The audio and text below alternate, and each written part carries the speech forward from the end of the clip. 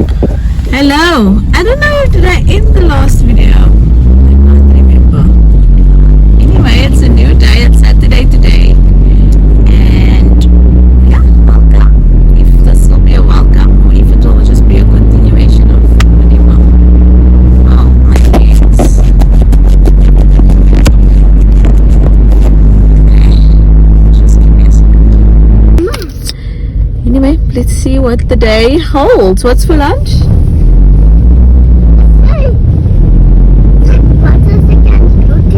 Butter chicken and rotis. That sounds good.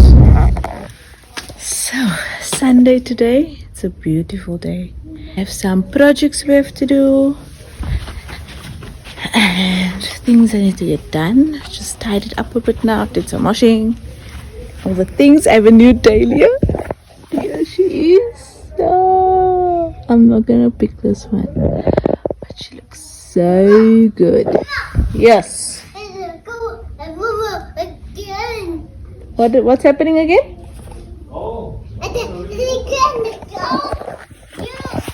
And we have one last sunflower blooming for spring.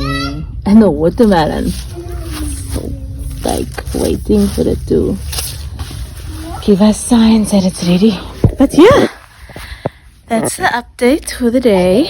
And going to the park now. As usual. Autumn color.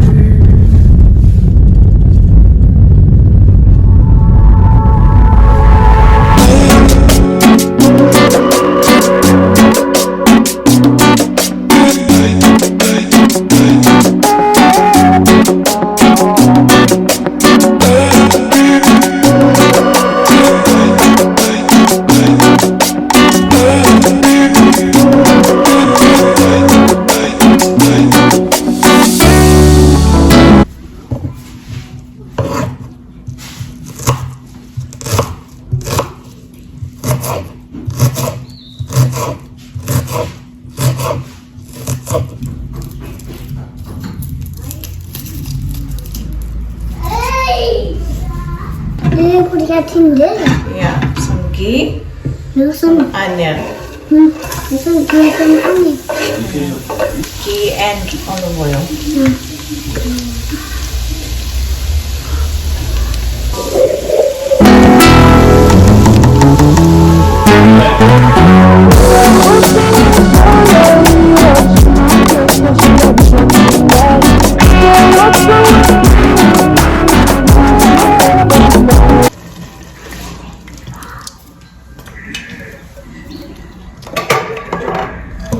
Now we just let this potatoes get soft in here. And I'll add the chicken. And we're done.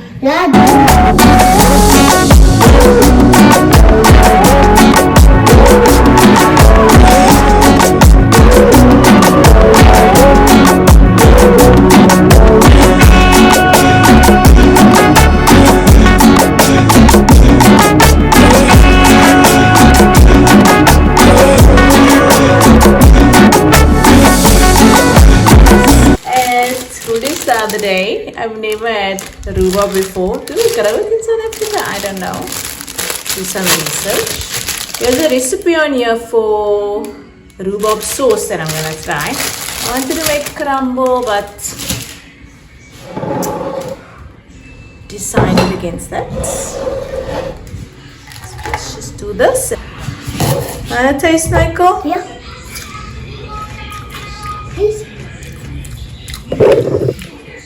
It's quite sour, but I always say in the UK they use rhubarb a lot. Oh well, I think, on Camp Diamond they're always using rhubarb, and they're always saying it's tart. Taste this pot. Do you like it? Yeah, I do like it. I don't know, Let's put it in this pot. So all you do is chop up the rhubarb, add some honey, some images, some salt. Some sound. And water. 3 centimeter pieces. Let's put a whole one in there. No, you have to chop it up. Like this. Put it in there. Oh, let me finish my sandwich. I put the jam in here. Doesn't look bad actually. Let me show you. It's a nice consistency. Yeah. So today I am going to do a historical city walking tour. It's free. You just need to tip the guide. And yeah, I got my tour guide ready, so I want to just like check how it's done and see if I want to do it, you know. But yeah, let's see how it goes. So the guide says he's going to do his safety talk here, but I just thought I'll show you around. It's like you can book all sorts of things as a tourist.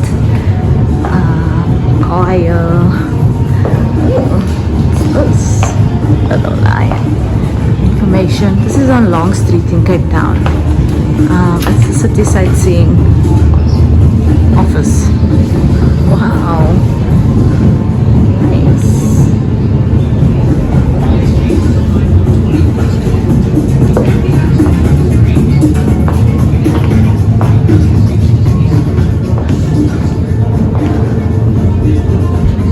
Very cute. Oh wow, these are super cute.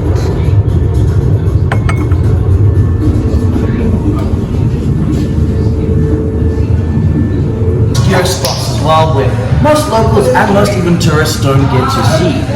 So guys, before we go into the city, there are some rules and regulations. But before I talk to that, we need to embrace a term that's near and dear to us South Africans.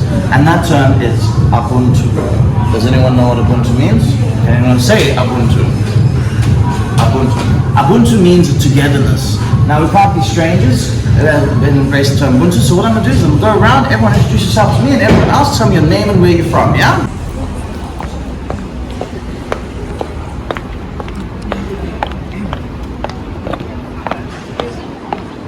Now, CCID, this is CCID. You recognize them by their green hats and their green reflector vests. And guys, they do a phenomenal job in looking after the city and even cleaning the city. So if you guys ever get lost or you are harassed by the homeless or those scam artists that I was telling you about, please look for them. They do a phenomenal job in looking after us. Now, if they help you, I'm not telling you to this, but I'm rather asking, guys, please give them a small tip. It goes a very long way. Or if you guys are feeling generous, otherwise nowadays known as Green Market Square. We're currently standing in the oldest and first formal market in South Africa. There are much older markets throughout South Africa. They're more found in the north, in Mpumalanga, Limpopo and Gauteng, because those areas are rich in gold. So a lot of the Africans came down from different parts of Africa to come into those areas to trade gold with those states. Now this is the first formal first formal market in South Africa. This was set up by the Vereniging Oostenrijk-Indiase Compagnie, or much easier to say, the Dutch East Indian Company. They set this place up in the late 1600s because in the 1652, a gentleman by the name of Jan van Riebeeck came down from the Dutch kingdoms to set up a refueling station. Yeah, very simple words. I'm going to mouth the words one by one and I want you guys to repeat them back to me. You guys ready? Now the street we're currently standing in is called St. George's Mall, but the original name was called, I'm going to say word, and I want you guys to do it with me. Yeah, ready?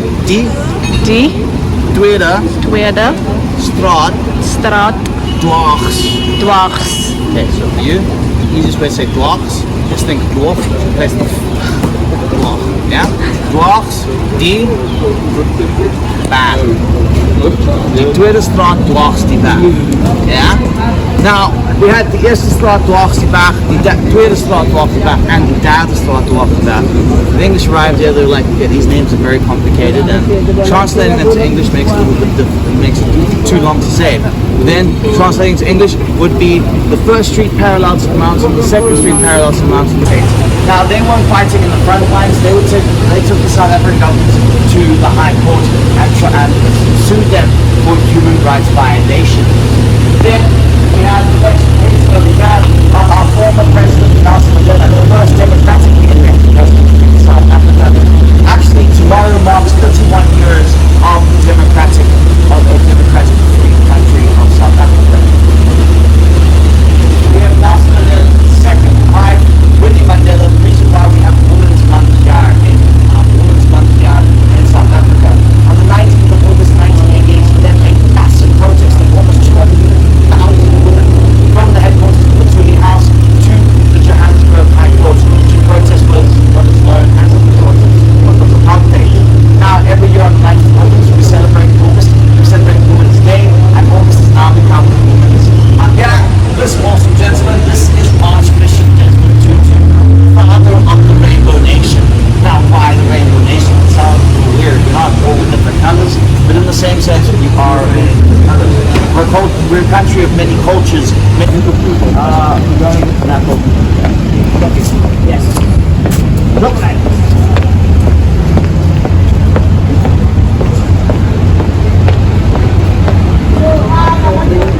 Canals that the Dutch built in the 1700s, or finished being built in the 1700s. Now, they believe this one's finished around 1713, and they have all these canals. There was an absolutely massive reservoir where the water would be kept, where the Dutch would collect them in barrels, and then colors. Over here, you have a broad section of many different types of proteins. Now, fynbos is called fynbos because when you come and feel fynbos, you'll notice of how it feels. So gently come and touch the, well, these ones aren't that fine, but the word fynbos means fine bush. So generally, when you feel the flowers, they're quite soft and fluffy. These ones are quite nice, fluffy, but the coolest name in the world. This is Archdeacon Thomas Frothmühl Lightfoot, sounding like an elf from a fantasy movie. This gentleman was a journalist in England, and he came down here at the time. Now, he had a bit of a light, he had a soft heart for her. So the thing is, if you're by yourself, that's when they talk to you. Yeah. Alright. Now guys, welcome to where the history of South Africa started. Yeah? Over there we have the Castle of Good Hope, and that is where the Dutch stayed. Nowadays, a phenomenal place to go and visit. It is the oldest colonial building here in South Africa, finished being built in 1712. Now, the thing about the castle, it is still being used today by the South African government, and that is the headquarters of the SANDF, South African National Defence Force. So if anyone here is spies trying to get information, now, you guys are from London. Have you guys ever been to Baths? Never been to Baths. Okay. Well, the yellow rock over here, this actually comes all the way from Baths, England. Queen Victoria wants to make this a grand building to say, this is how powerful I am. But she passed away before this building was done, so she never had her own jubilee here. This building and its younger sister, Parliament, the first Edwardian buildings in the world. And to commemorate that, we have over here King Edward VII to celebrate the entrance of the building as he looks on. You guys are on a budget, or you're going to try a place where the local food. Now, the best thing to try here is, of course, known as a bunny chow. Has anyone heard of a bunny chow? Alright? A bunny chow is absolutely innovative way that the mine workers of Egoli, known as the City of Gold, would make their lunch. Now, a bunny chow,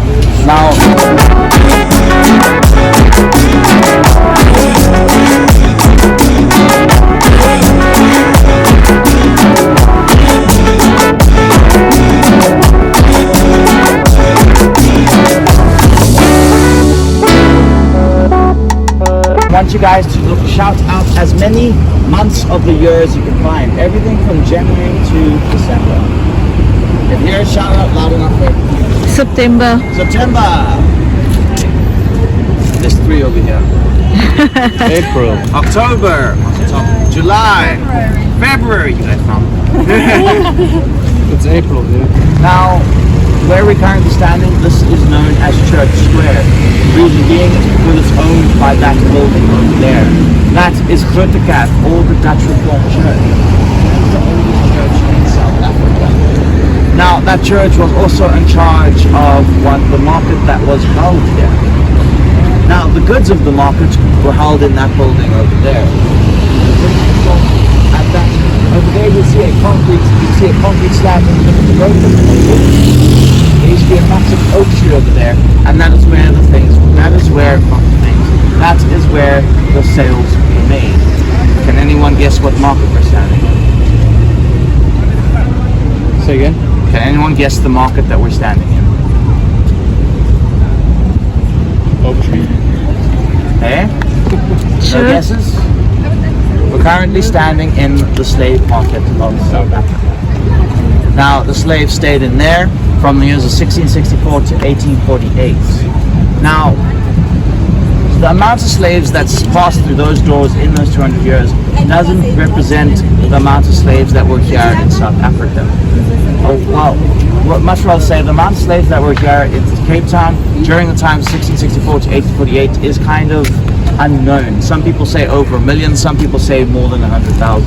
That's something we unfortunately cannot give a... Over there is the great Queen Victoria herself, once the most powerful woman in the world. Unfortunately, she passed away in 1901, with an amazing legacy, which Prince Edward, being more peaceful, is like, you know, guys, it's rather be peace and love.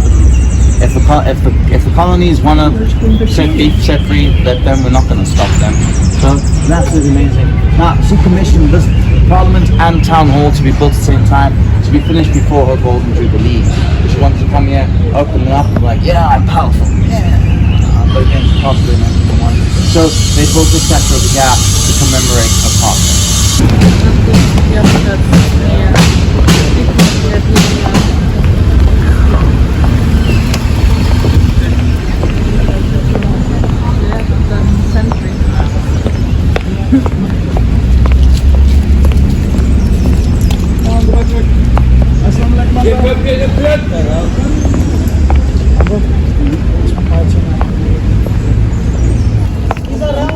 Around. Now the first artist I'm going to introduce you to, well, he's not currently here, but I will introduce you to his wife. Now, the artist over here in question, his name is Shadrach, and he does hyper-realistic pencil sketches. Now, if you guys see something you like, please come and visit him later. But he does this all by hand, and he likes to call, most of his art is often of a mother or a father and a young one. So he likes to call it a mother's love or a father's love. They're absolutely amazing. He most likely sketches animals. Does he like animals? Shadrach, yeah? Yes, that's why he's based on. Yeah, that's why he mostly paints animals. And absolutely amazing. So if you guys see something here that you like, please come back a little later and come support. Now, the second artist I'm going to introduce you guys, this is Uncle Patrick. Now, Uncle Patrick is famous around the world. He's gone around the world, had many art expositions, and you can find his art in the Aziko National Art Gallery. Now, each of his pieces has an amazing story behind it, and each of these pieces cost 600? 600. 700 now. Alright, inflation, guys. So if you guys see something you guys like here, come get a unique story and a unique piece of art. Please come visit Uncle Patrick and ask him the story behind the piece of art, and he'll tell it to you. Very, very awesome. Alright, this artist over here, probably one of the coolest artists, his name is Etienne. Now, Etienne is a whiz when it comes to handmade jewelries. I've seen him make a pair of earrings in under 10 minutes. Now he's going to show you guys some stuff. We haven't finished setting up. Now if you guys want to come support an amazing artist, I do crystals, he makes handmade crystal necklaces. And the coolest thing is he doesn't charge international prices. He charges local South African prices. These are all the capstones though, and I use the acorn cap on it, so it's really amazingly beautiful. And the average about 100 rand, eh? So if you guys want to come back and support Etienne, they should be finished setting up soon. Yeah, and you guys. Yeah. Thank So you. guys, come support him. Really, really amazing artist. Thank you. See you guys, Etienne. See ya.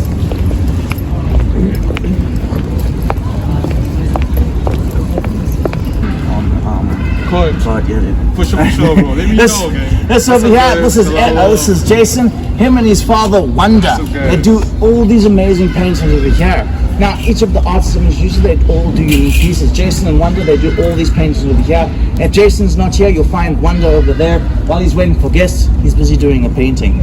Each really, really unique artist all have their own unique things. So if you guys want to come and support some local artists or get some unique South African art, please, this is the spot to come and do it. And you won't be paying an arm and a leg for pieces of art that are copy and paste at Green Market Square. If you guys want souvenirs, go to Green Market Square. If you guys want art, come over here. Now, I showed you guys the peanuts. Now, the best thing to do with peanuts is is come here.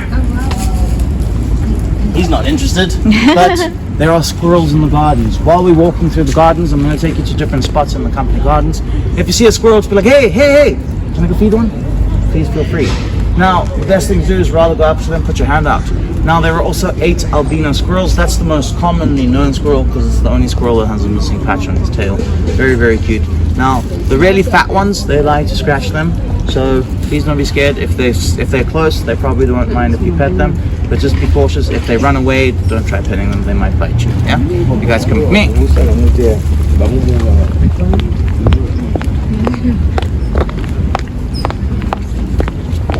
Yeah, we're actually at one of the best times to come to the gardens because it's quiet and the squirrels are out at this time because it's not too hot. Company gardens is how they first watered the gardens before they set up all the canals. Now we've also got rats in the garden. They are friendly. Please, they're not as scary as the city rats. The city rats you need to worry about. I've seen them chase people. It's the scariest and funniest thing at the same time. Oh, there's a squirrel. Yeah, if you guys want to go up to a squirrel, see they'll literally come up to you, bend down, and as easy as that. Just one? Yeah, scratch. You can scratch the back. A big bird over there that's picking its nose into the ground. That is called the ibis hardy-daw, or the hardy-daw ibis. They make a horrible noise that goes early in the morning. I love it personally, but most people find them annoying. They're South Africa's alarm clock. You think roosters are annoying? They make a much terrible sound, and they're often mate for life. So it's always 2 or 3 of them going up. Really, really cool place, and I love watching them fight over things. This is how the company garden started. Now, how they watered the gardens was, of course, through canals. Now, this main road, this over here, this is where the main canal was. Now, you wouldn't believe they evolved from dinosaurs. I have a few times. Okay. You don't really have to worry much because the cool thing is it's free to enter, and the best thing is it's a really cool way to get away from the hustle and the bustle of the city. The National South African Museum is also the planetarium, where you can learn a lot more about the night sky and the space of surrounding Cape Town. After their documentary, they'll often have a phenomenal. They'll show you the night sky of Cape Town, where they show you the star system that will be currently over the city of Cape Town.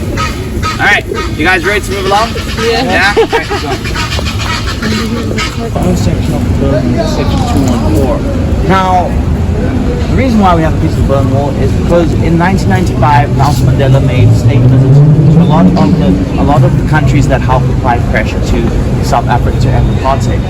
Now, Nelson Mandela didn't go empty-handed. Germany also got a gift. Can anyone guess what Germany got? Roughly the same height. 4 legs. A giraffe. Yes. Now, who got the better deal between the two? I say Germany, because the cool thing about giraffe, it kind of does last forever if you have a really good taxidermist. Yeah.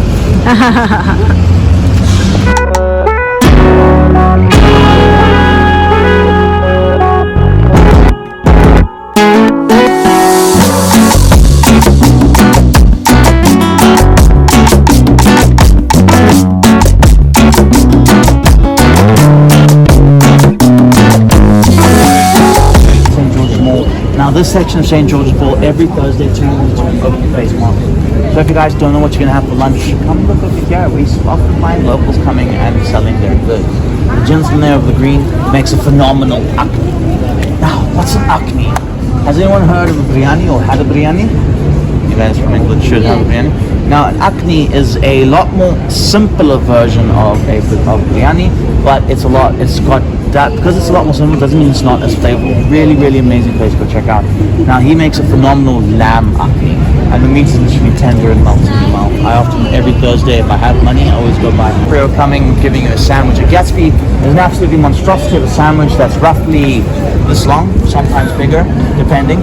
Now, a Gatsby is a French loaf cut in half with chips, a protein, some more protein in the form of eggs, some cheese, some sauce, and to make it healthy, we add lettuce and tomatoes, so we can say it's a healthy product. Yeah. Now, lomi. Now, a salami, the best way to describe it is a Cape Townian burrito. Now, everyone's heard of a roti. Now, here in Cape Town, we have a ruti, made similar to a roti, but instead of oil, we use butter. So it's a lot more flaky and a lot more crispier. It's scrunched together before eating. It's a lot more flaky, a lot more crispy. And then we take the ruti and we add some curry to it and we wrap it together. Now it's really phenomenal.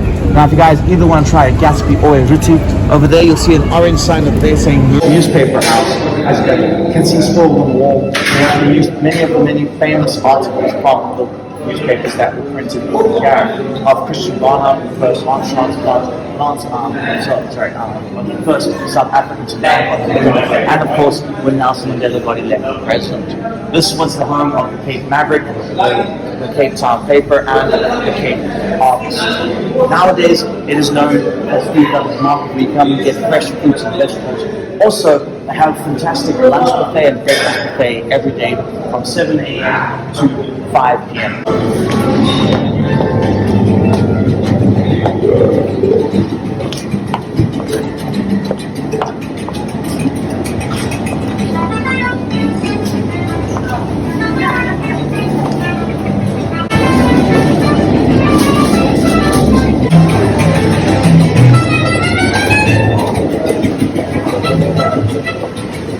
Done purchasing stuff, maybe to have a lunch buffet, maybe make yourself a beautiful salad.